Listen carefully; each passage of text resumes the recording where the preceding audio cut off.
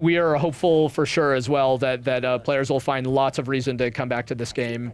Here, if, for example, to make cripplingly difficult decisions such as whether Rookie's mustache suits him or not. I love it. All right. It looks fine, man. Go with it, Rookie. So he appreciates the vote of confidence there. Helps give him a little more... If you say you're not feeling it, does he like shave it, but then the next time you see him? As a matter of fact, yes, he does. That's hilarious. Yeah.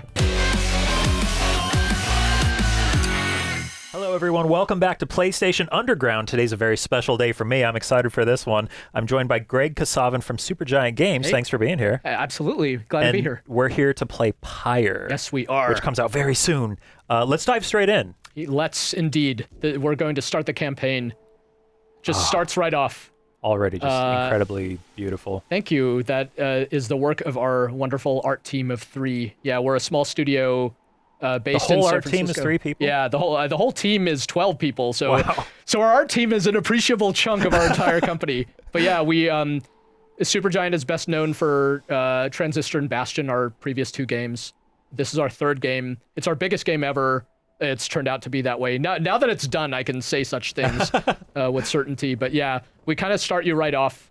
You discover here that you are an exile sent to this land called the Downside to live out your remaining days. Uplifting. Yes, our games have such a uplifting quality. It's a narrative. Our games have always had a big narrative component. This one is no exception in that regard, and you're initially meeting some of these characters. You don't know who they are. You don't know why they're wearing these weird masks and robes. And they're kind of debating about what to do about you.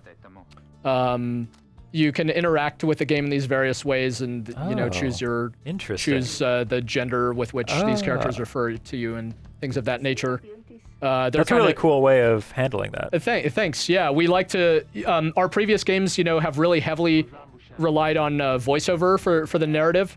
In this game, we wanted to play with text, which is a more traditional means of delivering stories in games, but we wanted to do interesting stuff with it as well, and that involves doing it. We're just meeting our friend Hedwin here. We'll discover his name in a second. Do you feel like... Oh, yeah, there we go. Yeah, so we have these, this ability to kind of like get reference material at any point in the game just by kind of like an interactive glossary as you're going through. Yeah, cool.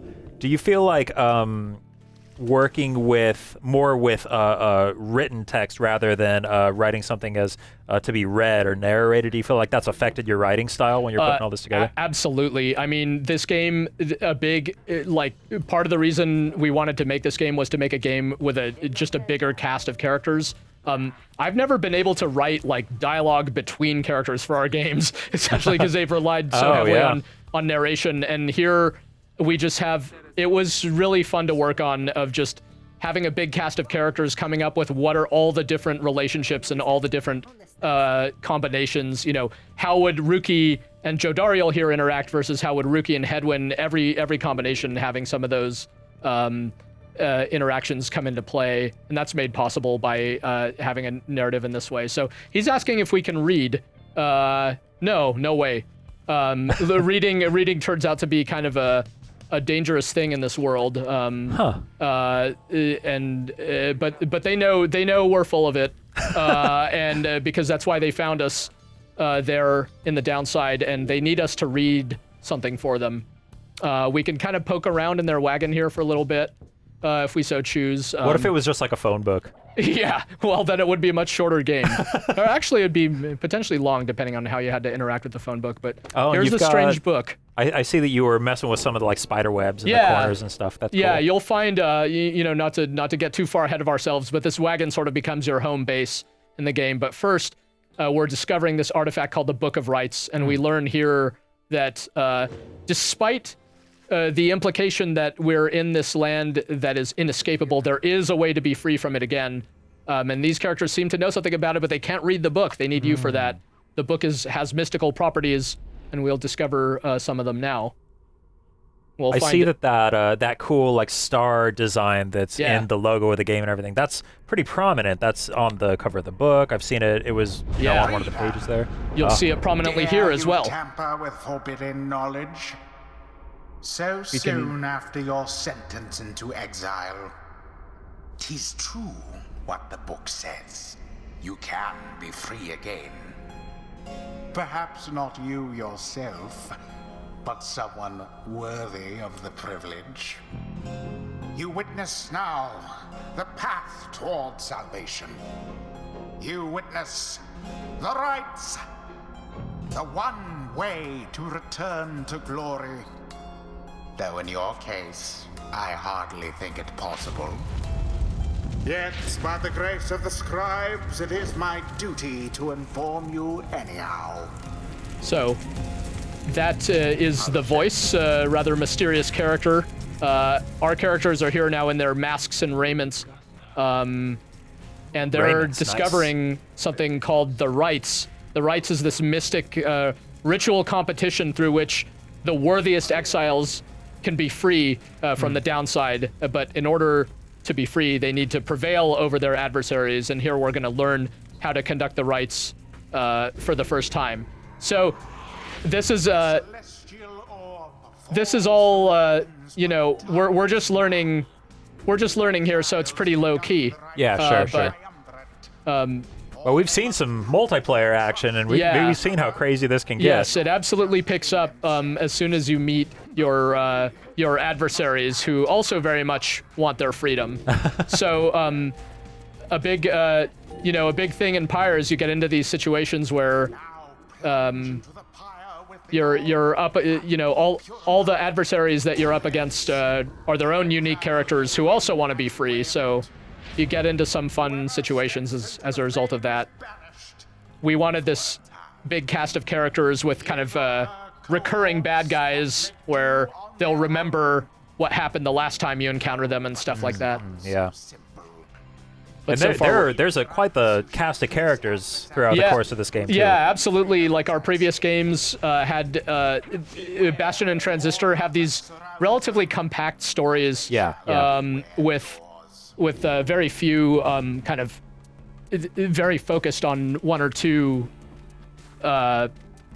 principal characters, whereas in Pyre it's a multi-character game, and kind of dealing with the different characters in your group is a big part of the experience, as well as interacting with all the different adversaries who you'll face. Oh yeah. So yeah, like you make an interesting point. Bastion and Transistor felt a lot more isolated, felt very lonely. But this has, like we said, a very diverse cast of characters. Has that been a challenge from a studio perspective, trying to attack it from that angle? Yeah, it's been like a challenge for sure, just because it's resulted in a bigger game. But it's like the main reason we wanted to make this game really is just having especially coming from Transistor, where we wanted to make a game with this kind of like operatic feel to it. It's a pretty all of our games, I think, have like a mixed sort of tone to them. They have happy parts, they have sad parts, stuff in the middle. Transistor has like a darkness to it. And despite in this game, despite it starting off in this sort of dark time where you've been exiled, it's really comes down to you on almost like a fantasy road trip with your exile pals, this kind of gang of misfits that you get to meet. And we really wanted a lot of it to be about the kinship between these characters and how they have to work together to achieve their goals. Nice. So it's I think players will. I hope they'll be kind of very pleasantly surprised by how some of that plays out. It's definitely different from our previous games, but it lends itself to, like, we wanted to put these characters in kind of close quarters together on this big journey together, where they really get to know each other quite well through the course of this experience that they have to all participate in. Yeah, that's awesome. So I saw you pulling off that timed like pulse blast with your aura there. How reliably can you pull off that perfect timing shot? I can do it pretty reliably. But it's one of those things. The casting your aura. This game is all about making, when you're conducting the rites, it's all about like making the right decision at the right time. Just because you could time your attacks kind of just right, it doesn't mean you're using them at the best possible time. So we think there's a lot of a big like kind of skill ceiling to this game, which is really revealed in the versus mode when you play against other players. In the campaign, the difficulty is highly flexible. You can adjust the difficulty just at any point, and then there are also systems within the campaign where you can make the game more challenging if you want it to be. And on top of that, one of the really I think really unique things about this game is that there's no game over concept in Pyre. Whether you prevail or you fail in a given one of these rites, the story moves forward. So we can, even if you get into the toughest encounter in the world, if you fail it, the story's going to keep going, and you're going to experience the consequences of that. And the game encourages players to be accepting of that, because that's part of what shapes your unique story through this game. And kind of no two players are going to have the same experience when playing this game, just based on how it all branches out and some of the decisions that come up. Does that is there the concept of like a good ending and a bad ending? It's not. Yeah. I without giving too much away, there is unending and wow. How do I even express this? No, I would not say that there's a good ending and a bad ending. It's not something where if somebody loses a match, they're going to feel like they want to go back and reload their save and try to get it. I wouldn't say they wouldn't want to do that, but it's really important to us that it feel personal. So it's really going to be up to you how you kind of how you take some of those things. That's really what the game, the kind of experience that the game is meant to provide. So in answer to your question, you're going to get your ending. When you finish this game, it's not about like, oh, I got the bad ending or the good ending. It's the ending that's true to the experience that you had is kind of what we were hoping for. You'll see what I mean about that. I see. We're gonna watch the ending, right? Yeah. No, it's gonna take us a while to get there, so we're not gonna get there here. But here we're just being introduced to some of the overworld travel. Having experienced the rites, we're now trying to get to the first real rite before it takes place. And now we're traveling in this wagon.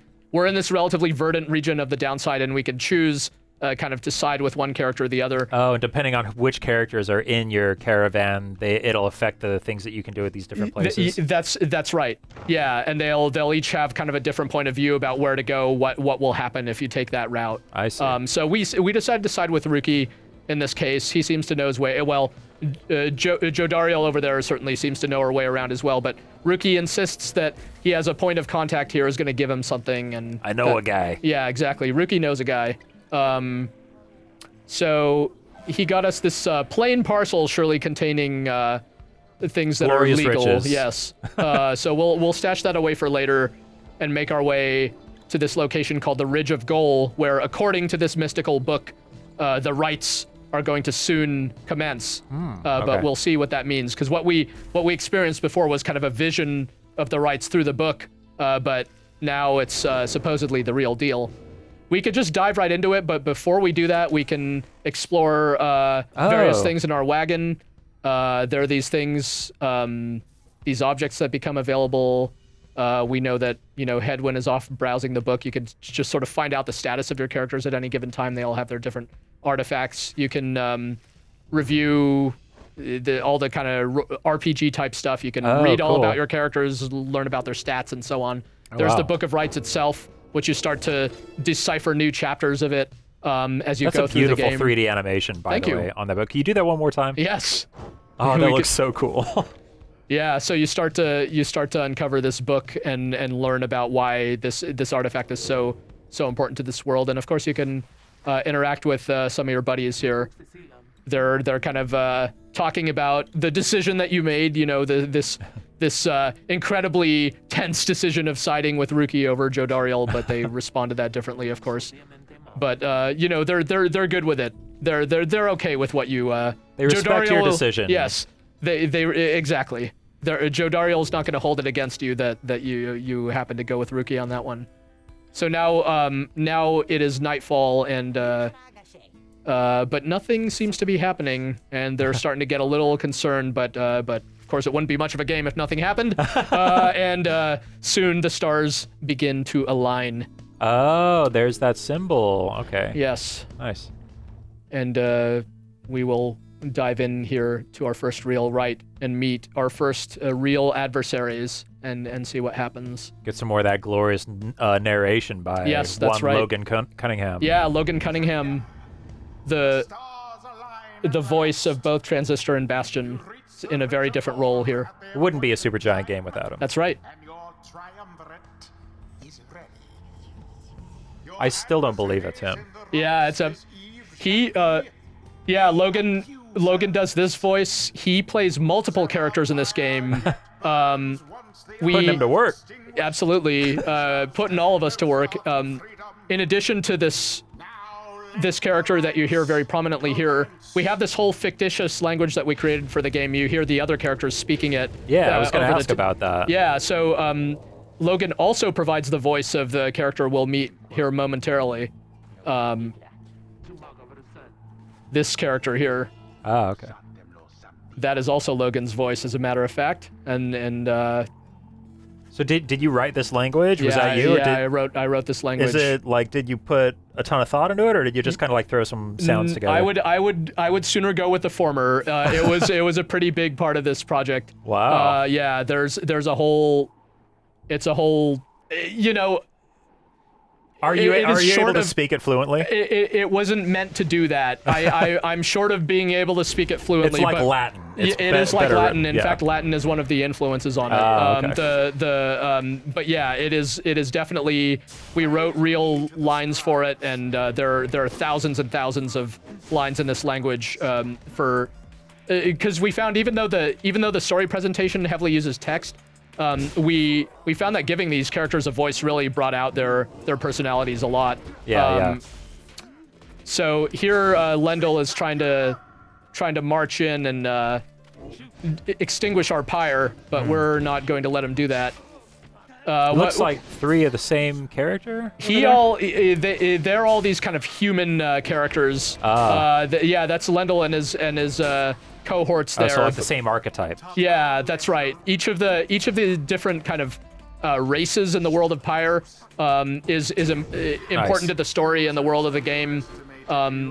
You'll learn more about that, as part of the story as to kind of, and you'll kind of end up meeting characters of a variety of these different races or archetypes, however you want to put them. But yeah, the earlier on with this triumvirate we're facing called the Accusers, they're kind of pretty standard, just these kind of human dudes. And he's distracted there. He was busy trying to take out Rookie there while I got in and seizing the opportunity. Yeah. So now he's mad. Hear me, Accusers. Yeah, they're gonna try some trick here, but so they Any idea what that Lendl did to deserve his exile? Oh, so the narrator is kind of like giving us some little bits of the story in the middle of the match here, it looks like. And that was our opportunity to learn about how, in addition to plunging into the pyre, just kind of running in with the orb, you can fling the orb as well, which has certain advantages. Looks like you got fewer points for it, or was it more you have points? to charge it up. You'll see a number start to kind of tick up. So it takes some setup time, but the really big advantage on it is that your character isn't banished for the following round, whereas normally you're kind of down a character. Nice jump. After dousing their flame. Nice. I see potential for some esports stuff here. Like, I remember seeing people playing this at PSX, and they were going wild playing it at your booth. Yeah, it was awesome to see. We think the versus mode has a ton of potential for sure. We, this style of this is essentially the battle system in Pyre. A lot of RPGs have their own unique battle system. This is ours. And we wanted it to be a deep and interesting and an exciting system. So we spent so much of development getting that system to feel really interesting. So here, after we conducted the rite, our characters gain enlightenment, which is essentially experience. Gotcha. Jodariel has just risen in rank as a result of gaining enlightenment. And here is one of the ways in which you can customize your character.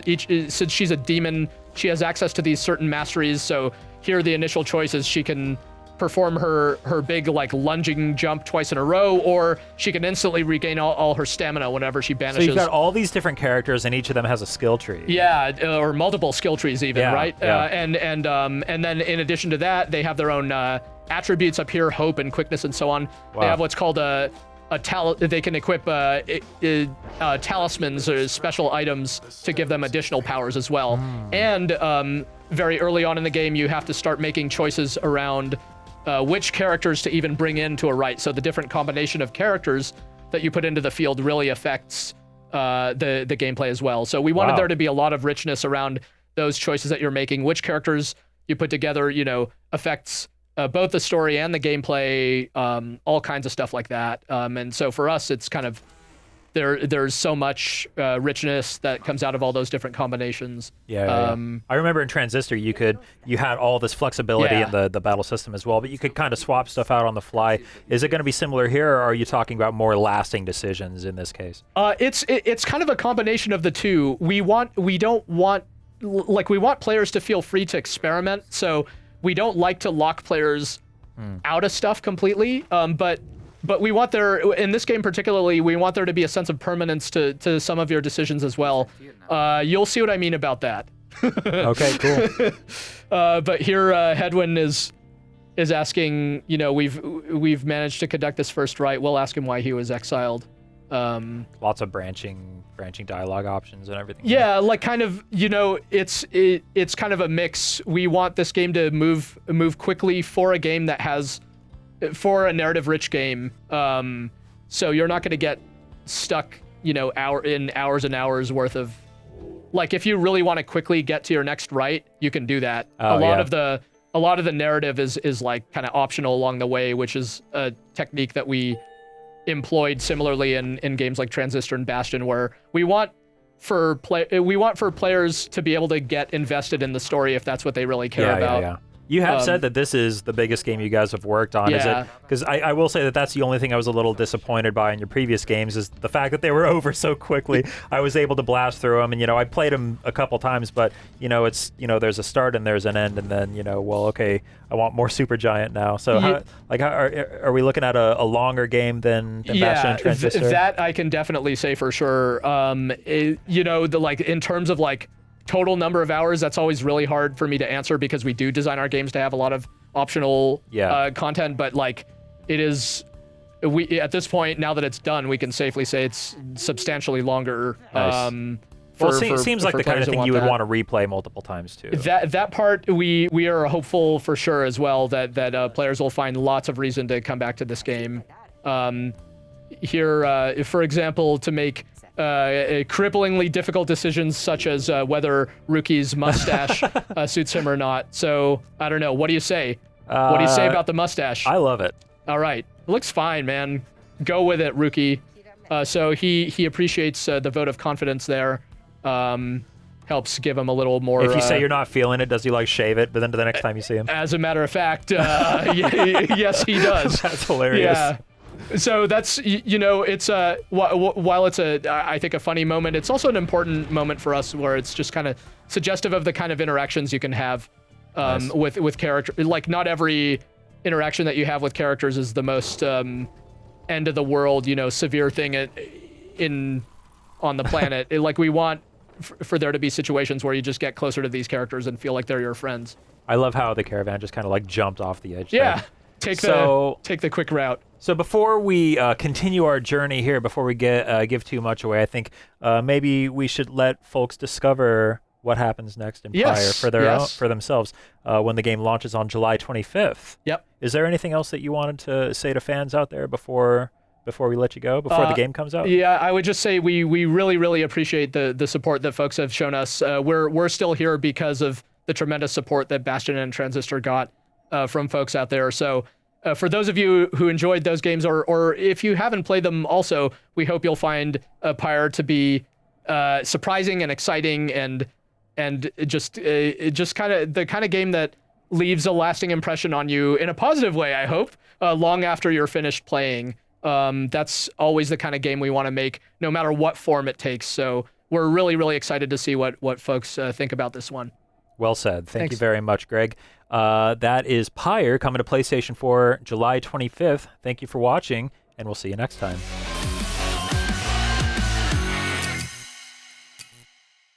PlayStation